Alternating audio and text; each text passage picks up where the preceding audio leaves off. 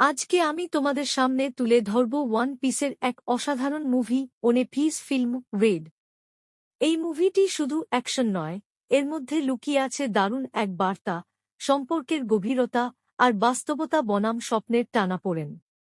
গল্পের শুরুতে আমরা দেখি বিশ্ববিখ্যাত পপ তারকা উতা ইরা একটি কনসার্টের আয়োজন করে, যেখানে হাজারো মানুষ উপস্থিত। এই কনসার্টে স্ট্রো হ্যাট পাইরেটসরাও আসে এবং তখনই আমরা জানতে পারি উতা হল শ্যাঙ্কসের মেয়ে। উতা চায় পৃথিবী থেকে সব দুঃখ দূর করে সবাইকে এক স্বপ্নের জগতে নিয়ে যেতে, যেখানে কষ্ট, মৃত্যু বা যুদ্ধ নেই। কিন্তু সমস্যাটা হল, এই স্বপ্নের দুনিয়া বাস্তব না, এবং সেখানে মানুষ বেশি সময় থাকলে বাস্তব জগতে তারা মারা যাবে। লাফি বুঝতে পারে এটা কোনো সমাধান না। সে উতাকে থামাতে চায়, কিন্তু উতা নিজের ইচ্ছায় এক ভয়ঙ্কর দানব মিউজিকে জাগিয়ে তোলে, যা দুই জগতেই ধ্বংস চালাতে পারে। শেষ মুহূর্তে শ্যাঙ্কস এসে যায়। বাবা মেয়ের এক আবেগঘন মুহূর্তে শ্যাঙ্কস বোঝায় সে কখনো উতাকে ফেলে দেয়নি।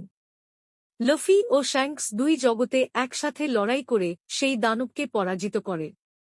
শেষে উতা সবাইকে মুক্ত করে, কিন্তু নিজের জীবন হারায়।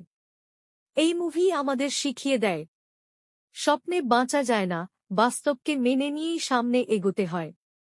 তোমরা যদি ওনে পিস দেখো, তাহলে ফিল্ম রেড তোমার মন ছুঁয়ে যাবে। কারণ এটা কেবল একটা যুদ্ধের গল্প না, এটা একজন মেয়ের, তার বাবার আর একটা সত্যিকারের দুনিয়ার গল্প।